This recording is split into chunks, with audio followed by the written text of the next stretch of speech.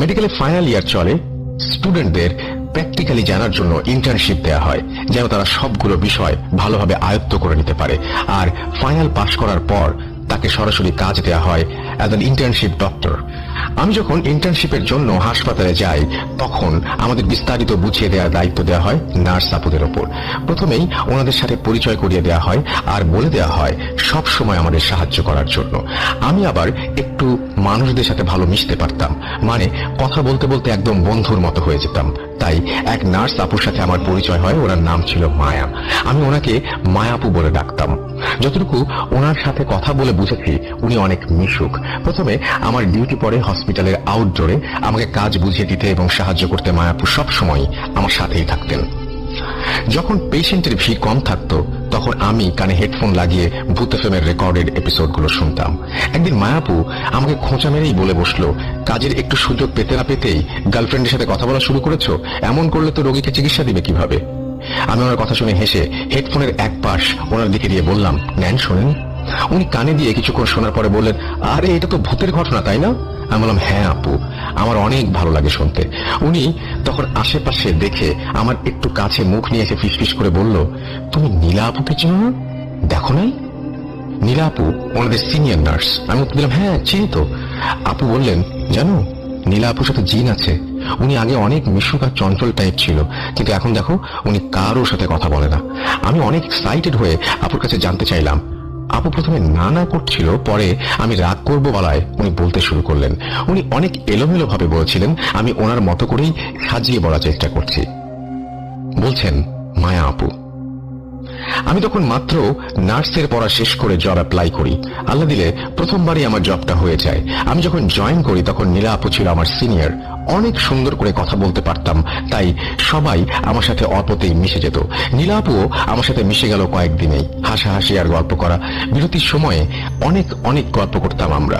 ওনার সব কথা আমাকে বলতো, আমার সব কথা ওনাকে বলতাম। আস্তে আস্তে আমরা ফ্রেন্ড হয়ে গেলাম। তখন আমারও বিয়ে হয়নি, আবার নীলা আপুরও না, তাই আমরা একসাথেই বাসা নিয়ে থাকতাম। ভালোই চলছিল সবকিছু। আর নীলা আপু আগে অনেক সুন্দরী ছিলেন।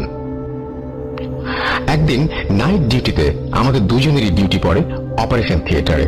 এই হাসপাতালের অপারেশন থিয়েটারটা একদম এক পাশে ব্যালকনির সাথে, অন্য পাশে জঙ্গল টাইপ এরিয়া। সেদিন একটা অপারেশন করার পর আমার আর কোনো কাজ ছিল না, তাই সিনিয়র ডাক্তাররা চলে যায়। আমাদের যেহেতু ডিউটি ছিল, আমরা সেখানেই ছিলাম আর আড্ডা দিচ্ছিলাম। রাত গভীর হয়ে যাচ্ছিল, তাই রাতের খাবার নিয়ে আসার জন্য আমাদের নিচতলায় নার্স স্টাফ রুমে খাবার আনতে চাই। রাত তখন ধরো 10টার একটু বেশি। আমি রুমে এসে আমার আর নীলা আপুর খাবারের টিফিন বাটি নিয়ে আবার সেই 2 তলার অপারেশন রুমের দিকে হাঁটতে থাকি। আমি যখন সিঁড়ি দিয়ে উঠছিলাম, তখন হঠাৎ কারেন্ট চলে যায়। আমি আমার মোবাইলটা ভুলে অপারেশন রুমেই ফেলে এসেছিলাম।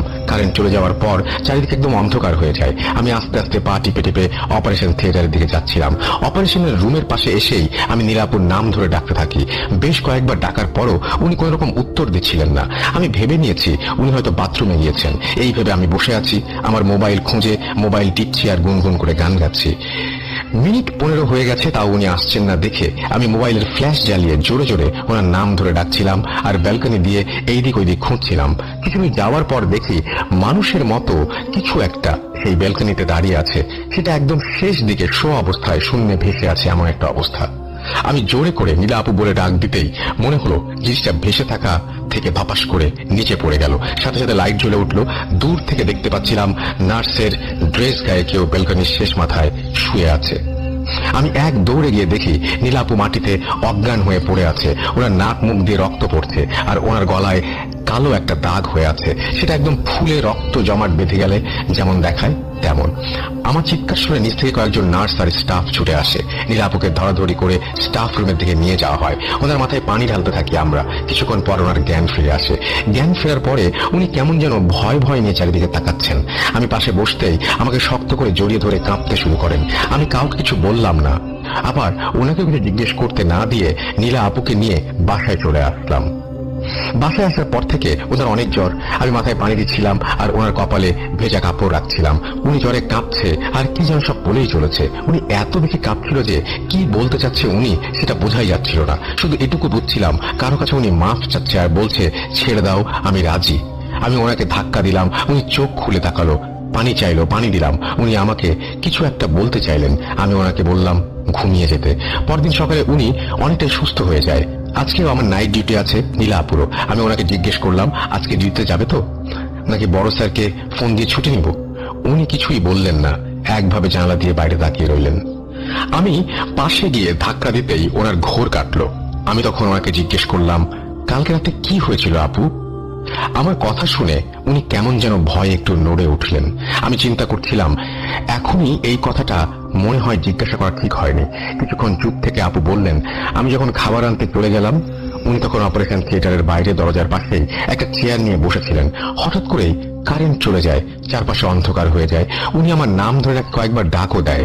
এর মাঝেই হঠাৎ অপারেশন থিয়েটারের ভেতর থেকে কিছু একটা নিচে পড়ে যাওয়ার শব্দ হয়। উনি অপারেশন থিয়েটারের ভেতরে যায় কি হয়েছে দেখতে। উনি এদিক ওদিক তাকাতে থাকে।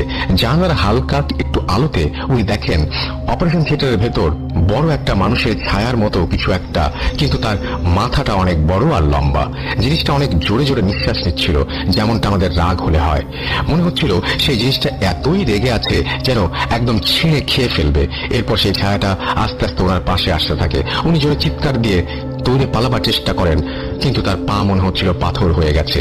এরপর উনি ফিল করছিলেন সেই ছায়াটা এখন এতই কাছে চলে এসেছে যে সেইটার নিঃশ্বাস ওনার গায়ে লাগছে। সেই ছায়াটা ওনার গলা শক্ত করে চেপে ধরে। এরপর তার আর কিছু মনে নেই। ওনার কথা শুনে আমি অবাক হয়ে যাই, কারণ ওনাকে আমি যখন পেয়েছিলাম সেটা ছিল আমাদের হাসপাতালের মর্গের পাশের ব্যালকনিতে। উনি অপারেশন থিয়েটারের ওখান থেকে শেষের ব্যালকনিতে কিভাবে গেলেন?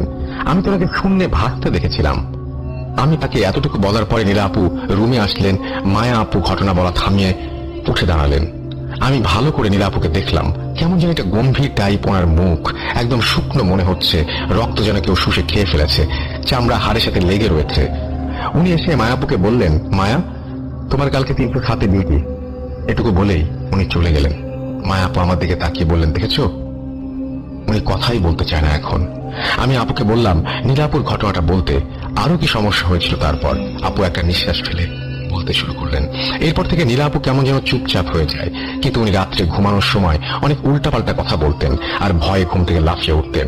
ঘুম থেকে ওঠার পরেই উনি দেখতে পেতেন কেউ জানালার পাশে দাঁড়িয়ে আছে, নাহলে রুমের কোনায় দাঁড়িয়ে রয়েছে। আমাকে উনি মাঝে মাঝে বলতো, মায়া দেখো, ওখানে কি যেন দাঁড়িয়ে রয়েছে। আমি তাকিয়ে দেখতাম, দেখার জন্য কাউকেই খুঁজে পেতাম না। আমি ভাবতাম উনি স্বপ্নে উল্টাপাল্টা কিছু দেখছেন, সেটাই ঘুম ভেঙে মনে করছেন। একদিন রাত্রে আমার হঠাৎ ঘুম ভেঙে যায়। আমি উঠে দেখি নীলা আপু ঘুমিয়ে আছে, বাট ওনার পা দুইটা ওপরের দিকে। এমন লাগছে যেন মনে হচ্ছে কেউ ওনার পা ধরে রেখেছে। আমি ভয়ে নীলা আপুর নাম ধরে চিল্লানি মেরে উঠে পড়ি। আমি দেখলাম একটা ছায়া ওনার পা ছেড়ে দিয়ে দৌড় দিয়ে ঘরের পাশ দিয়ে দেয়ালে মিলিয়ে গেল। আমি নীলা আপুকে ধাক্কা দিয়েছিলাম ওঠার জন্য, কিন্তু উনি কোনো সাড়া দিচ্ছিলেন না। তখন বুঝলাম উনি অজ্ঞান হয়ে গিয়েছেন। ওনার মুখে পানি দিলে ওনার জ্ঞান ফিরে আসে। উনি উঠেই আমাকে বলছিলেন, আমাকে নিয়ে যাবে, আমাকে নিয়ে যাবে। আমি ওই দিন রাত্রে অনেক বেশি ভয় পেয়েছিলাম, সারা রাত ঘুমোতে পারিনি। সকালে উঠে আমি আমার আম্মুকে সবকিছু জানাই।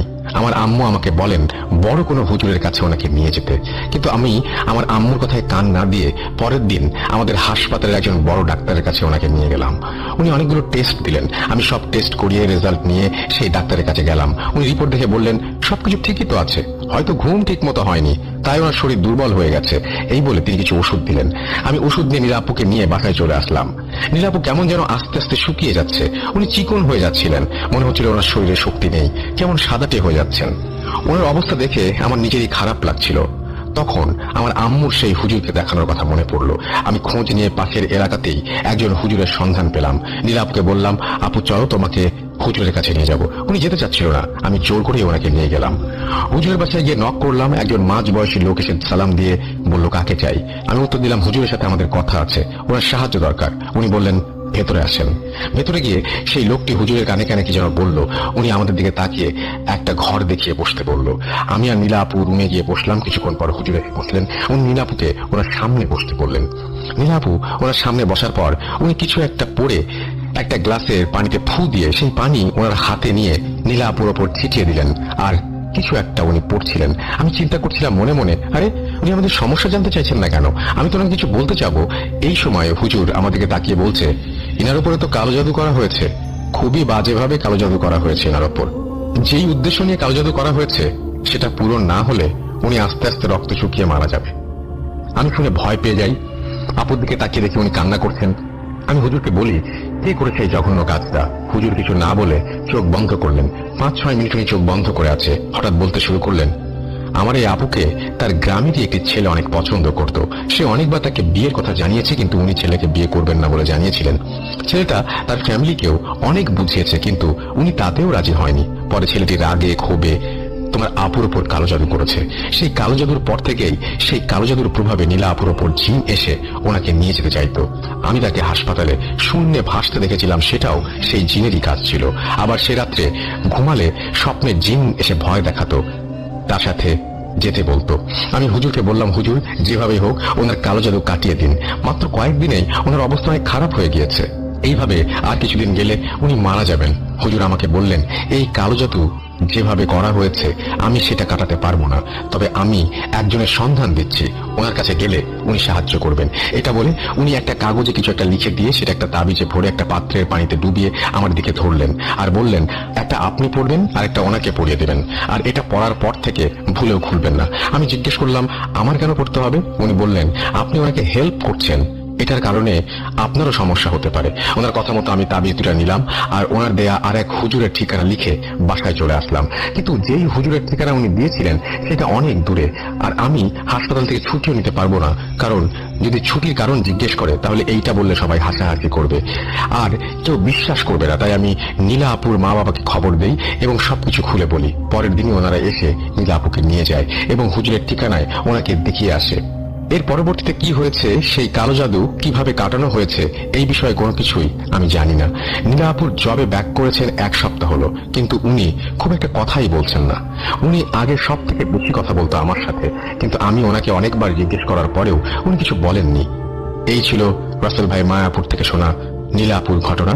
আমি চেষ্টা করেছি বাকিটুকু নীলা আপুর থেকে শুনতে, কিন্তু নীলা আপু কথাই বলেন না খুব একটা এই বিষয়ে। কথা বলার সুযোগ এখনো হয়নি, যদি কখনো হয় ইনশাআল্লাহ জানাবো। জানি না ঘটনাটা ভয় ছিল কিনা, কিন্তু মায়া আপু যখন বলছিলেন আমি নিজে ওনার চোখ মুখে দেখে ভয় পাচ্ছিলাম। ভালো থাকবেন রাসেল ভাই। আর আমি ঘটনাটা ভূত.কমে পাঠাবো, এটা পারমিশন মায়া আপুর থেকে নিয়েছি, কিন্তু নীলা আপুকে কিছু বলা হয়নি। অনেকদিন পর একটু সময় পেয়ে বসলাম, যদিও ঠিক লিখতে পারিনি। ভালো লাগলে পড়ে শোনাবেন। প্রিয় লিসেনার্স, এখন যে স্টোরিটি আমি আপনাদের সাথে শেয়ার করতে যাচ্ছি, এই স্টোরিটি মর্গ ও লাশ কেন্দ্রিক। আমাদের এই ভিডিওতে আপনারা একই সাথে 3টা ঘটনা পাবেন পর্যায়ক্রমে, যার প্রথমটি মর্গ ও লাশ কেন্দ্রিক, পরের ঘটনাটি তাল গাছকে কেন্দ্র করে, এবং শেষ ঘটনাটি রাজশাহী বিশ্ববিদ্যালয়ের পাশের একটি এলাকা নাম কাজলা। ওই কাজলায় অসংখ্য মেস রয়েছে স্টুডেন্টদের থাকার জন্য। ওই মেস কেন্দ্রিক একটি ঘটনা আপনাদেরকে শোনাবো, তাই সবাই নড়েচড়ে বসুন। একটি কম্বো প্যাকেজের আওতায় আপনাদেরকে বেশ কিছু ঘটনা একসাথে শোনাতে যাচ্ছি। আশা করি সবার ভালো লাগবে, কারণ অনেকেই মর্গের ঘটনা শুনতে চান, আবার শ্মশানের ঘটনা শুনতে চান, আবার পুরাতন তাল গাছ, তেঁতুল গাছ, আম গাছ, এগুলোর বট গাছ, এগুলোর ঘটনা শুনতে চান, আবার শহর কেন্দ্রিক ঘটনা শুনতে চান। আমার মনে হয় আমাদের এই ভিডিওতে আপনারা সবগুলো একসাথে পাবেন ইনশাল্লাহ, এবং সবার খুব ভালো লাগবে। তো প্রিয় লিসেনার্স, কথা না বাড়িয়ে সরাসরি ঘটনাতে চলে যাচ্ছি। এই ঘটনাটি যিনি আমাকে পাঠিয়েছেন তার নাম আমিন হোসেন। বর্তমানে তিনি কুয়েত প্রবাসী। তার বাড়ি গোপালগঞ্জ জেলার লতিফপুর ইউনিয়নে। তিনি যে ঘটনাটি আমাকে শেয়ার করেছেন, এই ঘটনাটি 2005 কি 6 সালের দিকে ঘটে যাওয়া, এবং যার সাথে ঘটেছে তিনি তার কাকা হন। তো যে ঘটনাটি ঘটেছে সেটি সম্পর্কে বলার আগে কিছু বিষয় বলে নেই। যে গ্রামে ওনাদের বসবাস আছে, এই গ্রামটি প্রচুর, এই গ্রামে অনেক বাগান রয়েছে আসলে, এবং ওই গ্রামের প্রত্যেকটা ঘরের আশেপাশেই বাগান রয়েছে। এখন বাগান কোনোটা বাঁশ ঝাড়, কোনোটা ঝোপঝাড়, এরকম বাগান আর কি। বিশেষ করে বাঁশ ঝাড়টা খুব বেশি। আর ওই গ্রামের লোকজন যে পথ দিয়ে আসা যাওয়া করে, সেই পথে একটি মুক্তিধাম বা শ্মশান বাঁধে। এই শ্মশানের পাশ দিয়ে যাওয়ার একটা রাস্তা ছিল, যদিও এখন সে রাস্তাটি নেই। আর গোপালগঞ্জের যেই 250 বেডের যেই হসপিটালটি রয়েছে, এবং এই হসপিটালের যে লাশ কাটা ঘর রয়েছে, এই লাশ কাটা ঘরটি একটা সময় পূর্বে এই শ্মশানের ভেতরেই ছিল। ঘটনাটি কুরবানির ঈদের 2 থেকে 3 দিন আগে ঘটে যাওয়া একটি ঘটনা। ওনাদের গ্রামের আশেপাশে মোটামুটি যেগুলো হাট বসতো, মানে কুরবানির পশুর হাট বসতো, এর মধ্যে সবচেয়ে বড় হাট যেটি বসতো সেটি হচ্ছে গগরডাঙ্গা এলাকায়। ঘটনার দিন এই তামিম আহমেদের মেজ চাচা ছাগল কিনতে যায় হাটে। ছাগলের দাম বা ছাগলের উচ্চতা বা সাইজ এগুলো দেখে ওনার আসলে পছন্দ হচ্ছিল না, এই জন্য দীর্ঘ সময় উনি ওই হাটে ছিলেন।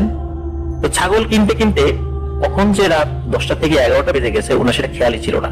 ওই সময় ওনার কাছে মোবাইল ফোনও ছিল না, আর ওনার হাতে ঘড়িও ছিল না, এই জন্য উনি বুঝতে পারছিলেন না যে অ্যাকচুয়ালি কয়টা বাজে।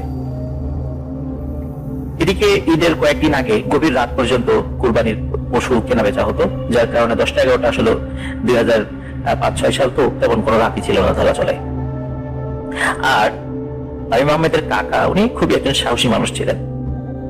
তো ছাগল কিনে উনি ফিরছিলেন, কারণ ওনার একটা পছন্দ ছাগল, মানে একটা ছাগলকে ওনার পছন্দ হয়ে যায়, দামেও মিলে যায়, যার কারণে উনি ছাগল কিনে বাড়ি ফিরছিলেন। আর বাড়ি ফেরার পথে সেই শ্মশানের পাশ দিয়েই তাকে আসতে হবে। লোকমুখে শোনা যায়, বা ওই সময় শোনা যেত এবং এখনো শোনা যায়, যে অনেকে এই শ্মশানের মধ্যে রাতের বেলা আসার সময় অনেক সময় ভয় পেয়েছেন। তো উনি তো সাহসী মানুষ ছিলেন, আর ওনার কাছে একটি ছাগল ছিল, ছাগলের দড়িটা ওনার হাতে ছিল। ছাগলটি আগে হেঁটে যাচ্ছিল এবং উনি পিছনে হাঁটছেন। ছাগলটি আসলে বেশ চঞ্চল ছিল, মানে তাকে যে টেনে টেনে আনতে হবে বিষয়টা এমন নয়। ছাগলটি নিজেই আগে আগে হেঁটে যাচ্ছিল, আর দড়ি ধরে উনি পেছনে ছিলেন। যাই হোক, যখন তিনি শ্মশানের কাছে আসেন, হঠাৎ ছাগলের আচরণে কিছু পরিবর্তন ঘটে। ছাগলটি এদিক ওদিক ছোটাছুটি করার চেষ্টা করে এবং ভয়ানকভাবে আর্তনাদ করতে শুরু করে। তামিম আহমেদের কাকা উনি চিন্তা করছিলেন যে কি ব্যাপার, সারা পথ এত সুন্দরভাবে চলে ফিরে আমার সাথে আসলো, আমার তেমন কোনো বেগ পেতে হলো না, আর এখন কেন এই ছাগলটি অস্বাভাবিক আচরণ করছে। এখানে একটা বিষয় বলে রাখা ভালো, উনি যখন শ্মশানের কাছে এসেছিলেন তার আগেই কাছে একটি, মানে এই শ্মশানের আগে একটি ছোট বাজার রয়েছে। তো উনি যখন আসেন তখন দেখেন বাজারে সব কটা দোকান বন্ধ। উনি চিন্তা করেন কি ব্যাপার, কয়টা বাজে রাত, যে সব দোকান বন্ধ করে চলে গেছে। আর ওনার হাতে যেহেতু ঘড়িও ছিল না, মোবাইলও ছিল না, আর তেমন কোনো লোকের সাথে ওনার দেখা হচ্ছিল না, যার কারণে কিন্তু জানতে পারছিলেন না অ্যাকচুয়ালি রাত কটা বাজে। তো উনি ওইখান থেকে যখন ফেরেন তখন ওই শ্মশানের পথ ধরেন। আর ওই শ্মশানের কাছে যখন এসেছেন, ওই শ্মশানের মানে ঢুকতে একটু দূরেই সেই পূর্বের লাশ কাটা ঘরটি রয়েছিল। ছাগলটি মূলত ওই লাশ কাটা ঘরের সামনে এসেই অস্বাভাবিক আচরণ শুরু করে এবং ভয়ানক আর্তনাদ করে ডাকাডাকি শুরু করে। তখন তামিম আহমেদের কাকা খুব ভালো করে খেয়াল করেন, ওই লাশ কাটা ঘরের যে দরজা, ওই দরজার সামনে 3-4টি কুকুর দাঁড়িয়ে আছে। সবগুলো কুকুরের গায়ের রং কালো, কারণ ওই লাশ কাটা ঘরের দরজার সামনে ছোট্ট একটি লাইট ছিল, ওই লাইটের আলোতে সেটা স্পষ্টভাবেই দেখা যাচ্ছিল। তো উনি চিন্তা করেন যে এই ছাগলটি হয়তো বা এই কুকুরকে দেখেই চিৎকার চেঁচামেচি করছে বা ভয় পাচ্ছে, কারণ রাতের বেলা। তো উনি যেটি করেন, আশেপাশে ইট ছিল, ছাগলের দড়িটা কিন্তু উনি হাতেই ধরে রেখেছেন এবং ওই ইটগুলো ওই কুকুরগুলোর দিকে ছুঁড়ে মারেন এবং কুকুরগুলিকে ধাওয়া করে যাতে এখান থেকে চলে যায়। তো ইটের আঘাত গায়ে লেগে এবং ওনার ধাওয়া খেয়ে কুকুরগুলো সত্যি ওখান থেকে চলেও যায়। ওই চিন্তা করেন যাক, আপদ বিদায় হয়েছে, এখন বাড়ির পথ ধরে ছাগলকে। উনি আর একটা বিষয় খেয়াল করেন, যে ছাগলটি একটু আগে ওনার সামনে সামনে হেঁটে যাচ্ছিল, এখন সেই ছাগলটি মনে হয় আর হাঁটতে যাচ্ছে না বা সামনের দিকে যেতে যাচ্ছে না।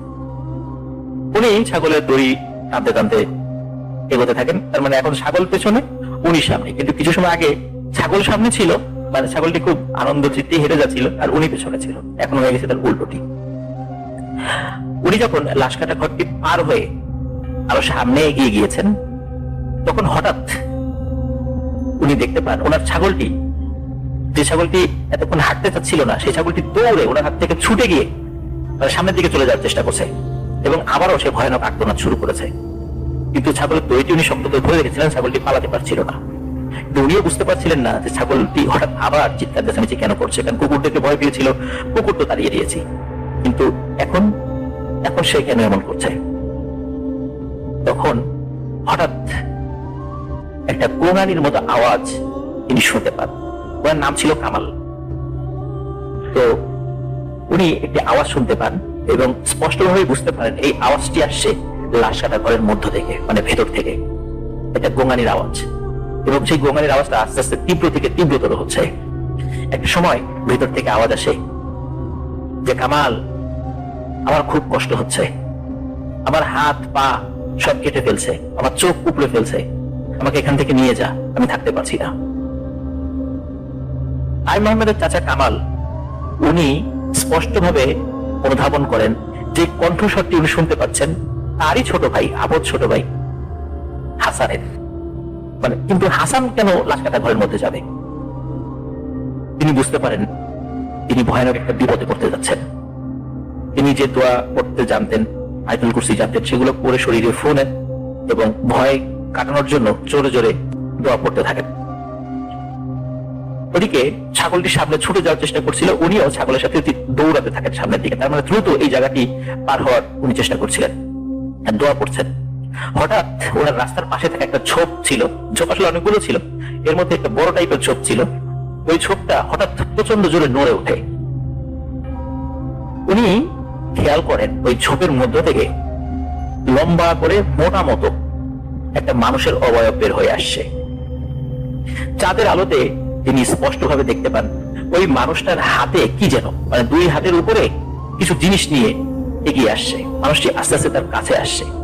ওদিকে ছাগলটিও কিন্তু এই ভয়ানক অবয়ব দেখে প্রচন্ড ভয় পেয়েছে এবং সে ছোটাছুটি করার চেষ্টা করছে, কিন্তু উনি কিন্তু ছাগলের রশি কিন্তু ছাড়েন নাই, হাতে ধরে রেখেছেন।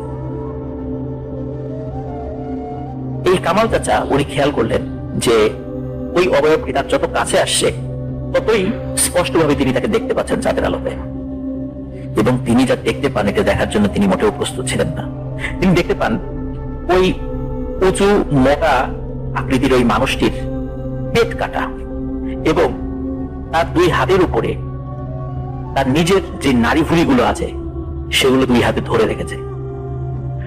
এবং এটাই কিন্তু শেষ নয়, তিনি আরো খেয়াল করেন যে এই অবয়বের চোখ দুটি নেই, মানে চোখ দুটিতে গভীর গর্ত হয়ে আছে, আর মাথার খুলি এটি খোলা।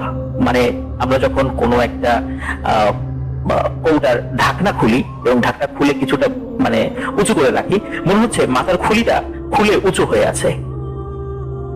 এবং ওই মানুষটিও তার কাছাকাছি এসে গোঙানির মতো আওয়াজ করতে থাকে। কামাল চাচা এটা দেখে প্রচন্ড ভয় পান। তিনি দোয়া আরো উচ্চ স্বরে পড়তে থাকেন এবং ছাগলটি তো ছোটাছুটি করার এদিক ওদিক ছোটাছুটি চেষ্টা করছিল। তখন তিনি ওনার বাড়ির দিকে আবারও দৌড় দেন এবং ছাগলটিকে তিনি তার সাথে টেনে নিয়ে যাচ্ছিলেন, মানে ছাগলটিকে তিনি ছাড়ছিলেন না। যাই হোক, উনি যখন বাড়ির কাছাকাছি চলে গেছেন তখন বাড়ির কাছে যে বাঁশ ঝাড় রয়েছে, আগেই বলেছি যে গ্রামের চারদিকে বাগান রয়েছে, এই বাগানের মধ্যে বাঁশ বাগানগুলো খুব বেশি আর কি। ওর বাড়ির কাছাকাছি যে বাঁশ বাগানটি রয়েছে সেখানে যখন এসেছেন, মানে বাড়ির কাছাকাছি এসেছেন, তখন উনি দেখতে পান যে এই বাঁশ বাগানের নিচে সাদা শাড়ি পরা 10-12 ফুট লম্বা একজন মহিলা ঘোমটা পরা দাঁড়িয়ে আছে এবং তার মাথাটি চ্যাপ্টা এবং কুলার মতো, মানে কুলা যেমন চ্যাপ্টা বড়, ঠিক ওই মহিলাটির মাথাটিও বড় এবং কুলার মতো চ্যাপ্টা। তিনি যে কতটুকু ভয় পেয়েছেন এটা তো আসলে বলার অপেক্ষা রাখে না, কিন্তু উনি কিন্তু ওনার দোয়া পড়া থামান নাই। উনি উচ্চস্বরে দোয়া পড়তে পড়তে উনি ওই মহিলাকে টপকিয়ে মানে পাশ দিয়ে চলে যান। তিনি বুঝতে পারছিলেন যে কোনো এক কারণে, সেটা উনি যেহেতু দোয়া পড়ছিলেন আর ওনার হাতে যেহেতু ওনার কোরবানির জন্য কেনা একটি ছাগল ছিল, হয়তোবা এই উসিলায়, এই দুইটার উসিলায় আল্লাহ তাআলা বারবার তাকে বাঁচিয়ে দিচ্ছিলেন। তার কথিত আছে যদি কেউ নিজের পশুর, ধরেন যে কেউ গরু বা ছাগল, এটির দড়ি যদি কেউ ধরে থাকে তাহলে কোনো অশরীরী প্রেতাত্মা বা কোনো পিশাচ সহজে তার ক্ষতি করতে পারে না। এরকম বেশ কিছু গল্পে আমি তার প্রমাণও পেয়েছি। হতে পারে এমনই সেটা কিছু, আবার নাও হতে পারে, নিশ্চিতভাবে বলা মুশকিল। তো উনি দৌড়ে বাড়ির দিকে চলে যেতে থাকেন। বাড়ি যেহেতু খুব কাছেই ছিল, উনি বাড়ির বারান্দায় গিয়ে চিৎকার করে বেহুশ হয়ে পড়ে যান। বাড়ির লোকজন তাদের চিৎকার শুনে বের হয়ে আসে। তখন ঘড়িতে কাটায় কাটায় রাত প্রায় 3টা বাজে, অথচ উনি কিন্তু বুঝতেই পারছিলেন না রাত কটা বাজে, কারণ হাতে ঘড়ি ছিল না, মোবাইলও ছিল। আর ওনার বাড়ির লোকজন দেখে ওই ছাগলটি খুব হাঁপাচ্ছে, সেও খুব ভয় পেয়েছে এবং হাঁপাচ্ছে, আর উনি তো অজ্ঞান হয়ে পড়ে আছে। ছাগলটিকে একটি কুটির সাথে বেঁধে তাড়াতাড়ি ওনাকে জ্ঞান ফেরানোর জন্য চেষ্টা করা হয়। উনি জ্ঞান ফেরার পরে সব বিষয় খুলে বলেন। তবে উনি খুব বেশি অসুস্থ হননি, ভয় পেয়েছিলেন অনেক, কিন্তু ওনার জ্বর টর বা অসুস্থ হননি। কিছু কিছুটা মানসিক ভাবে ওনার অস্থিরতা সৃষ্টি হয়েছিল, যেহেতু অনেক ভয় পেয়েছেন, সেটা কয়েকদিনের মধ্যেই ঠিক হয়ে যায়। ধন্যবাদ তামিম আহমেদকে চমৎকার একটি ঘটনা দেওয়ার জন্য। তিনি কুয়েত প্রবাসী, তার জন্য শুভকামনা রইল। প্রবাস জীবন তার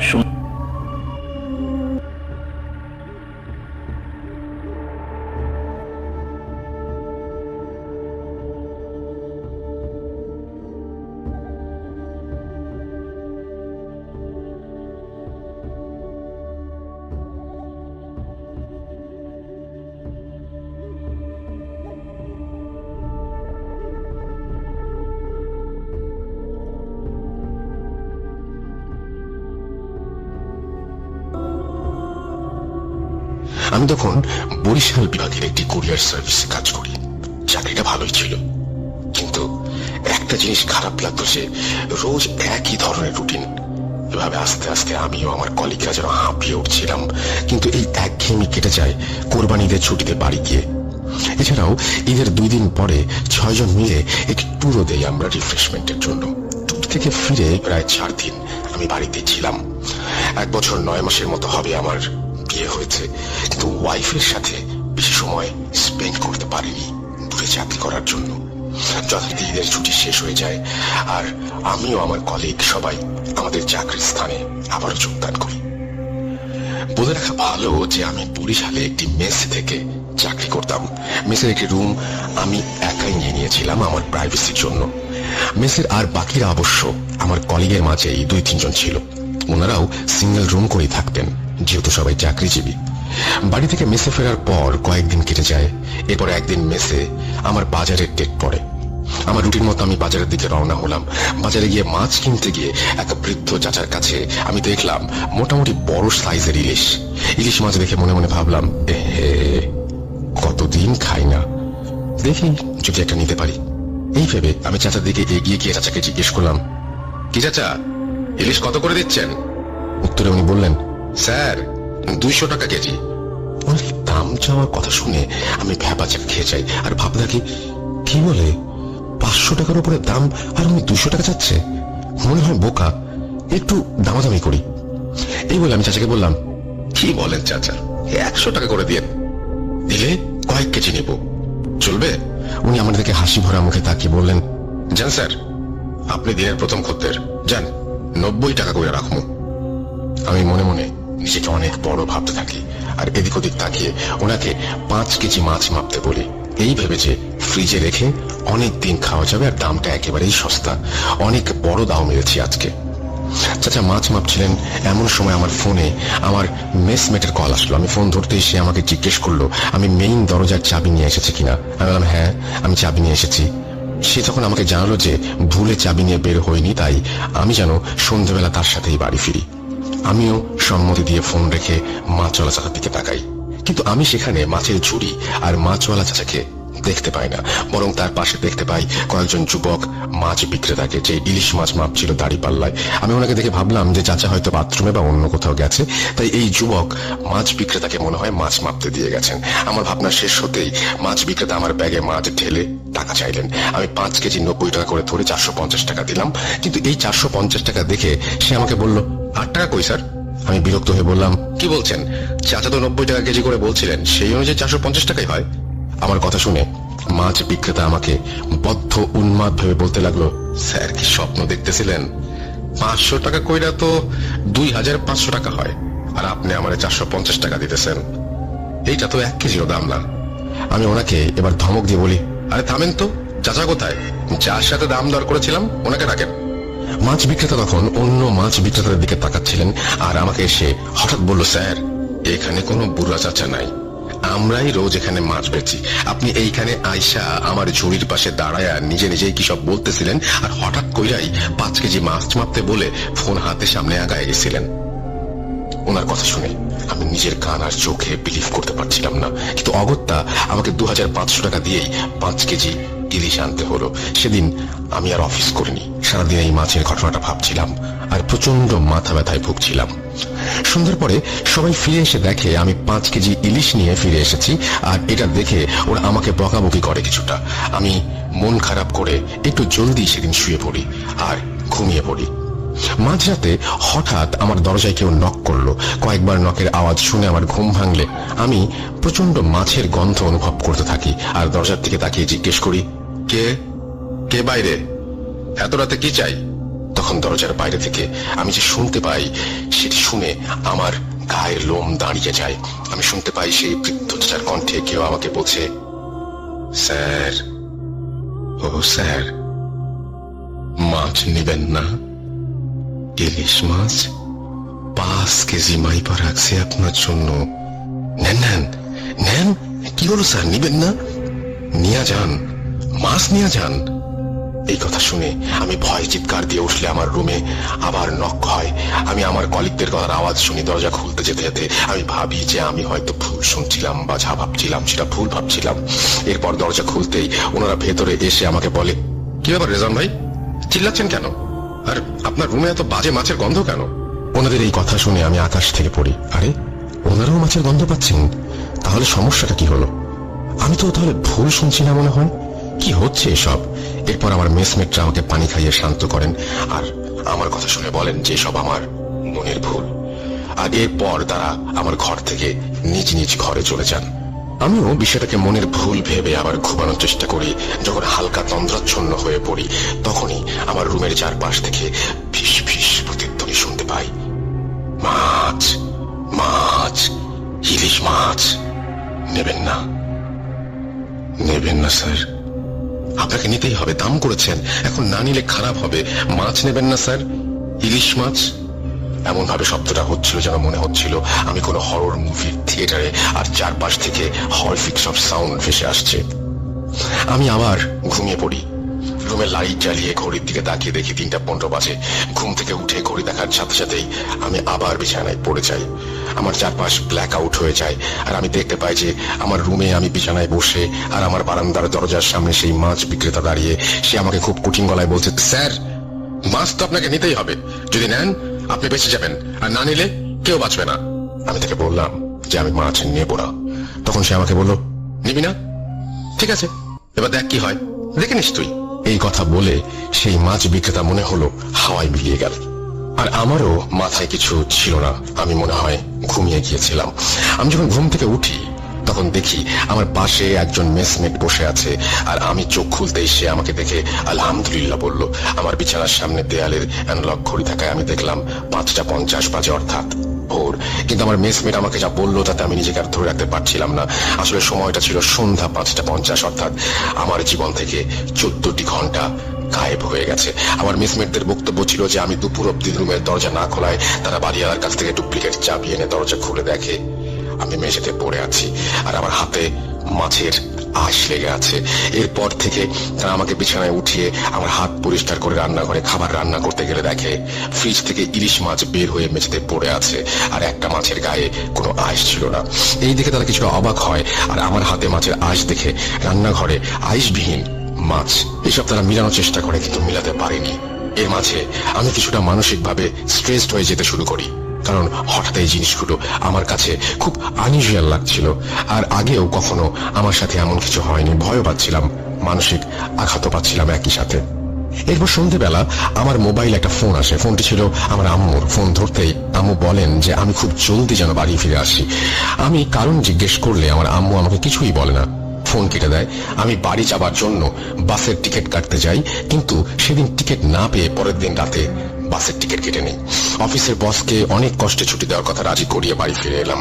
বাড়ি ফিরে এসে যে সকল দৃশ্য দেখি তা কল্পনার বাইরে। আমার স্ত্রী মায়েশা, সে অসুস্থ, তার চোখের নিচে কালি পড়ে গেছে, হাত পা শুকিয়ে গেছে। আমি আম্মুকে জিজ্ঞেস করলে আম্মু আমাকে যা বললেন তা ওনার ভাষাতেই বলছি। তুই বরিশাল চলে যাবার কিছুদিন পর রাতের বেলা আমরা সবাই ঘুমিয়েছিলাম অন্যান্য দিনের মতোই। শেষ রাতের দিকে খুব জোরে চিৎকারের আওয়াজ পাই আমরা।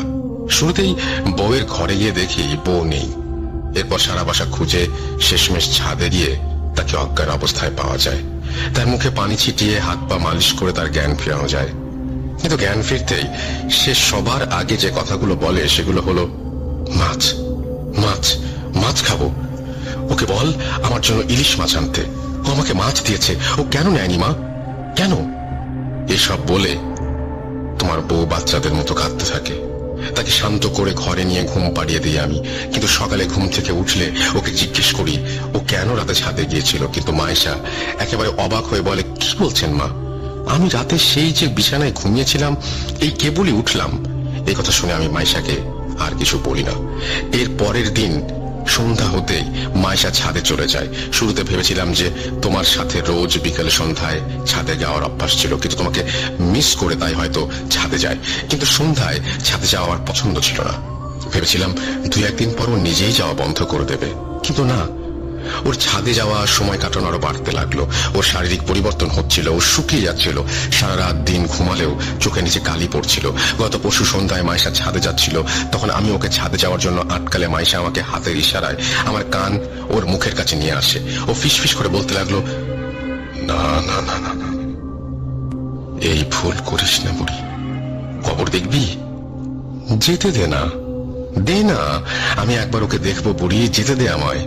এই কথা বলে মায়েশা সেদিনের মতো আবার বাচ্চাদের মতো কাঁদতে লাগলো। এরপর সে ছাদে চলে যায়। রাতের বেলা ঘরে ফিরে মায়েশা তোমার বোনের ঘরে যায়। তোমার বোন তখন তার রুমে টেবিলে বসে পড়ছিল। মায়েশা তোমার বোনের চেয়ারের পেছনে দাঁড়িয়ে তোমার বোনের কাছে মুখ নিয়ে অত্যন্ত আস্তে আস্তে বলে, বুড়িটাকে মেরে ফেল, ও আমাকে ছাদে যেতে দিতে চায় না, বুড়িটার কবর খুলে রেখেছি, মেরে ফেল। এই কথা শুনে তোমার বোন মায়েশার দিকে তাকিয়ে চিৎকার দেয়। আর তার রুমে গিয়ে দেখি মায়েশা তোমার বোনের গলা টিপে দাঁড়িয়ে আছে আর চিৎকার করে বলছে, কেন কথা শুনিস না তোরা কেউ? বুড়িটাও শোনে না, তুইও না, 1, 2, 2টা খবর হয়ে গেছে, দেখবি দেখবি। এসব বলতে বলতে মায়েশা নিজেই অজ্ঞান হয়ে যায়। এরপর আমরা তাকে বিছানায় শুয়ে দিই আর তোমার বোনকে জিজ্ঞেস করি কেন মায়েশা তার গলা টিপে ধরেছিল। তোমার বোন তখন আমাদের জানায় যে মায়েশা তাকে যে বলেছিল, মায়েশার দিকে যখন তাকিয়েছিল তখন মায়েশার চেহারাটাকে অদ্ভুত শয়তানি ছাপ ছিল, তাই সে ভয়ে চিৎকার দিয়েছিল। একটু পরে মায়েশার জ্ঞান ফিরলে সে উঠে বসে, তোমার বাবাকে আর তোমার বোনকে একসাথে কাছে ডাকে আর আমাদের কানের কাছে মুখ নিয়ে এসে ফিসফিস করে বলতে থাকে, মাছ এসেছে, মাছ, আমার নদীতে মাছ এসেছে, আমি মাছ শিকার করব, মাছকে ডাক বুড়ি ডাক। এসব বলা শেষ হলে সে চিৎকার দিয়ে ওঠে, জ্ঞান হারায় আর তোমাকে ফোন করি। ডাক্তার এসে বলেছে সে খুব স্ট্রেসড আর মানসিক তাড়নায় আছে মেয়েটা, কিন্তু স্ট্রেসের কারণ কি সেটা মায়েশা ডাক্তারকে বলে না। সে ডাক্তারের সাথে কোনো কথাই বলেনি। এরপর ডাক্তার কিছু ওষুধ দিয়ে চলে যান। এবার বল আমি কি করতে পারি? আমার মায়ের মুখে সব শুনে আমি আমার আম্মুকে জিজ্ঞেস করি যে মায়েশার পরিবারকে এসব জানানো হয়েছে কিনা। আম্মু বলেন যে আমার সাথে কথা বলে মায়েশার পরিবারকে জানানোর অপেক্ষায় ছিলেন ওনারা। আমি আম্মুকে বলি এখনই জানানোর কোনো দরকার নাই। আম্মু আমাকে কারণ জিজ্ঞাসা করলে আমি ওনাকে কিছু না বলে রুমে চলে আসি। কি বলতাম আম্মুকে? আমার জন্য সব হচ্ছে, আমার ভুলের জন্য আমার স্ত্রী এই অবস্থা। আপনারা ভাবছেন আমার কি দায় এখানে? শুনুন তবে ঘটনার শুরু একটু মনে করুন। কোরবানিদের পর দেয়া আমাদের ট্যুর, আমার কলিগ মেহেদি ভাইয়ের গ্রামের বাড়ি এলাকার কাছাকাছি ট্যুরে আমরা গিয়েছিলাম। সেই ট্যুরে গিয়ে মেহেদি ভাই আমাদের একদিন রাতের বেলা একটি স্পিরিট কলিং প্রসেসের কথা বললেন আর এও বললেন যে আমরা চাইলে ট্রাই করতে পারি। আমি সব বিলিভ করি না এবং বিলিভ না করার কারণে বলেছিলাম যে আরে এসব ফালতু, স্পিরিট বলে আবার কিছু হয় নাকি, দেখেন আপনারা ট্রাই করে। সবাই রাজি হলে মেহেদি ভাই এটি পুরনো বই বের করে মেঝেতে একটি তারকা এঁকে তার চারপাশে 4 জনকে বসিয়ে দেন। একে অপরের হাত ধরেছিল তারা। আমরা 6 জন ছিলাম। আমার এক কলিগ খুব ভয় পাওয়ায় সে এক্সপেরিমেন্টে অংশ নেয়নি। এরপর মেহেদি ভাই মাটিতে বাটির শুকনো পাতা আর কি সব দিয়ে আগুন জেলে ধোঁয়া তৈরি করে স্পিরিট কল করলেন। 10 মিনিট, 15 মিনিট, 1 ঘন্টা পার হলো, কিছু হয় না। আর জিনিসটাকে ফেক ভেবে আমি আমার 2 হাত ছেড়ে উঠে পড়তেই মেহেদি ভাই আমাকে ধমক দিয়ে বলেন, রেজওয়ান তুমি নিয়ম ভাঙবে না, নিয়ম ভাঙলে ক্ষতি হবে, বসে যা, আয়। ওনার এই কথা শুনে আমি তাচ্ছিল্যের হাসি দিয়ে রুম থেকে বেরিয়ে যাই এবং বারান্দায় বসে সিগারেট খেতে লাগলাম। এরপর আমাদের মাঝে কথাবার্তা তেমন হয়নি আর আমরাও এই বিষয়টা ভুলেই গিয়েছিলাম। কিন্তু এবার আমার মাথায় আসলো এই ট্যুরের কিছুদিন আগে আমার সাথে মাছ নিয়ে এই ঘটনার কথা আর আমার ওয়াইফের সাথে সেম মাছ নিয়ে ঘটনা। তাহলে অবশ্যই সেই এক্সপেরিমেন্টের কারণে কোনো খারাপ কিছু আমার পিছু নিয়েছে যা আমার ওয়াইফের ক্ষতি করতে যাচ্ছে। আমি আমার মা বাবাকে এসব কি করে বলতাম আপনারাই বলুন। এর পরের দিন আমি এলাকার মসজিদের ইমাম সাহেবের কাছে গিয়ে সব ঘটনা খুলে বলি। উনি আমাকে বকাঝকা করেন আর বলেন যে এসব হারাম কাজ করে বিপদ ডেকে আনলে উনি সাহায্য করবেন না। এরপর উনি আমাকে আরেকজন হুজুরের একটি ঠিকানা দিয়ে সেখানে যেতে বলেন। আমি সেদিনই সেই হুজুরের কাছে যাই আর দেখা করে সব জানাই। উনি সন্ধ্যায় আমাকে নিয়ে আসন করবেন বলে জানান। মাগরিবের আজান হলো, আমি আর হুজুর একসাথে নামাজ পড়ে ওনার ঘরে গিয়ে আসনে বসলাম। হুজুর আমার 2 হাত ধরে দোয়া পড়ছিলেন আর ফু দিচ্ছিলেন। এক পর্যায়ে হঠাৎ আমার হাত ছেড়ে দিয়ে উনি বললেন, রিজওয়ান ভাই, আপনি যা ভাবছেন সেটা একেবারে 100% ভুল। সেদিন ওই এক্সপেরিমেন্টে কোনো জিন হাজির হয়নি, আর আপনার সাথে যা হয়েছে তা কিছুই ওই এক্সপেরিমেন্টের ফল না। হুজুরের মুখে সব শুনে আমি ওনাকে জিজ্ঞেস করি, তাহলে আসল সমস্যা কি? আমার কথা শুনে হুজুর বলেন, আমার বাসায় না গেলে উনি বুঝতে পারবেন না, আর আমার বাসায় যাবার আগে কিছু প্রস্তুতি আছে ওনার, যা ওনার করতে 3-4 দিন সময় চাই। এরপর ওনাকে সময় দিয়ে ওনার ফোন নাম্বার নিয়ে বাড়ি ফিরে আসি, আর আম্মু আব্বুকে বলি মাইশার ফ্যামিলির সাথে যোগাযোগ করতে। আমার আম্মু আব্বু মাইশার পরিবারের সাথে যোগাযোগ করতে সেখান থেকে উঠে আসে আরো এক চাঞ্চল্যকর তথ্য। কি সেই তথ্য? শুনুন মাইশার মায়ের ভাষায়। আপনাদের কাছে ক্ষমা চাচ্ছি, আমি আর মাইশার বাবা। আমাদের মেয়ের বয়স যখন 10 বছর ছিল তখন তার একটি মানসিক রোগ দেখা দেয়। সে নিজে নিজে কথা বলতো, লেখাপড়া করতো না, আমাদের সবাইকে মারবে বলে চড়াও হয়ে যেত। অনেক হুজুর কবিরাজ তদবির করেছি আমার মেয়ের, কিন্তু সে ভালো হচ্ছিল না। অবশেষে একজন মনোরোগ বিশেষজ্ঞকে দেখানো হলে সে বলে এই রোগটা খুবই রেয়ার কেস, লাখ মানুষের মাঝে একজনের হয়। নিজেকে ভুলে গিয়ে অন্যের মতো আচরণ করা, ভায়োলেন্স, আর এরপর সব ভুলে যাওয়া। এই রোগের চিকিৎসা মেডিটেশন আর নিয়মের মাঝে চললে ঠিক হয়ে যাবে বলে ডাক্তার আমাদের বলেন। 3-4 মাস আমার মেয়ের চিকিৎসা হয়, আস্তে আস্তে সে ভালো হয়। ডাক্তার আমাদের বললেন আমার মেয়ে খুব একা ফিল করে সবার মাঝে থেকেও, ওকে এই একাকিত্বের ফিলিংসটা আর যেন ছুতে না পারে। এমনিতে আর কোনো সমস্যা হবে না বলেন ডাক্তার। দেখতে দেখতে আমার মেয়েকে ডাক্তার সুস্থ করে তোলেন। কিন্তু দেখেন এবার কি হলো, জামাই বরিশাল চলে যাবার পর আমার মেয়েটা আবার একা হয়ে গিয়েছিল, আর সেই জন্যই এই সমস্যা ফিরে এসেছে। এসব বলতে বলতে আমার শাশুড়ি কান্নায় ভেঙে পড়েন। ওনাকে আর কোনো কিছু না বলে, কোনো সান্ত্বনাও না দিয়ে রাগে আমি আমার আম্মুর হাত থেকে ফোন নিয়ে লাইন কেটে দেই। আমি আমার রুমে চলে আসি আর ভাবতে থাকি, এটা তাহলে মাইশার মানসিক সমস্যা, ভালো কোনো ডাক্তার দেখাবো, তাহলে কি ঠিক হয়ে যাবে? এরপর আমি সেই হুজুরকে কল করে আসতে মানা করে দেই, আর তাকে জানাই যে মাইশার সমস্যাটা মানসিক, আর ওর বাবা জানিয়েছেন যে মাইশার মানসিক সমস্যার হিস্ট্রি আছে। আমরা মাইশাকে ডাক্তার দেখাই, আর ডাক্তারের করা কিছু মেডিসিন আর মেডিটেশন মাইশা আস্তে আস্তে কিছুটা সুস্থ হতে থাকে। ডাক্তারের কাছে গিয়ে আমরা আরো একটি তথ্য পাই যে মাইশা কয়েক মাসের প্রেগন্যান্ট। আমার ডাক্তারের ভাষ্য মতে প্রেগন্যান্সির এই ধরনের সমস্যা হওয়া একেবারেই অ্যাবনর্মাল নয়। একদিকে সীমাহীন খুশি, আর একদিকে রিলিফ যে যা হচ্ছে বা হয়েছে তা বলতে গেলে নর্মাল বিষয়। আর সবাই মাইশার খেয়াল রাখতে শুরু করি। আমি রোজ সন্ধ্যায় মাইশাকে নিয়ে ছাদে গল্প করি, যত্ন নেই, নিয়ম করে খাওয়ানো, মেডিসিন দেয়া, সবকিছু খেয়াল রাখতাম আমরা সবাই। আস্তে আস্তে আমার যাবার সময় চলে এলো, আর আমি বরিশাল চলে এলাম। মেসে ফিরে 1 সপ্তাহ পার হয়ে গেল, কোনো সমস্যা নেই। হঠাৎ একদিন রাতের বেলা ঘুমের মাঝে আমি কানের কাছে আওয়াজ শুনছিলাম, যা, চলে যা, জীবন থেকে চলে যা। আমি এটা শুনে বিছানা থেকে লাফ দিয়ে উঠতেই আমার রুমের দরজায় নক করার আওয়াজ পাই, এবং সেই মাছ বিক্রেতার গলা শুনতে পাই, স্যার মাছ নেবেন? ইলিশ মাছ মাত্র 90 টাকা, নিয়ে নেন। একথা শুনে আমি চিৎকার করে উঠি, তুই আর তোর মাছ জাহান্নামে যা, আমাকে বিরক্ত করিস না, চলে যা, আমাকে আমার মতো বাঁচতে দে। এরপর সে প্রত্যুত্তরে আমাকে বলে, ফিরিয়ে দিলেন স্যার আমার জীবিত মাছ, আপনার পথ ছায়া মরছে, এইবার আপনি কবর দেখেন। এই কথা বলে সে করুণ সুরে কাঁদতে লাগলো।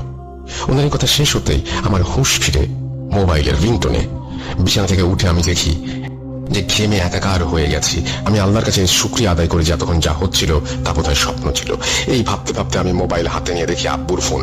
ফোন থেকে আব্বু কান্না স্বরে আমাকে বলে, বাবা রেজওয়ান, যত তাড়াতাড়ি পারো চলে আসো, তোমার বাচ্চা আর নাই। এই কথা শুনে আমার হাত থেকে ফোন পড়ে যায়, আমার পায়ের নিচে মাটি সরে যায়। আমি এই মাত্র স্বপ্নে দেখলাম আমাকে কবর দেখানো হবে, আর আমার বাচ্চা এই দুনিয়াতে নেই। কিভাবে কি হলো জানার জন্য আমি বাড়ির উদ্দেশ্যে রওনা দিলাম।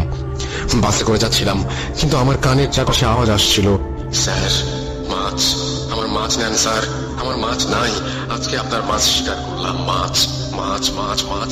এই বলে বাতাসে মিশে যাচ্ছিল সেই আওয়াজ, আর হালকা করে শুনতে পাচ্ছিলাম, নিলেন না। এরপর আমি ঘুমিয়ে যাই বাসের জার্নিতে। বাস থামলে বাড়ি পৌঁছে আমি আমার বোনকে পাই বাড়িতে একা। এরপর আমি তাকে নিয়ে হাসপাতালের উদ্দেশ্যে রওনা হই।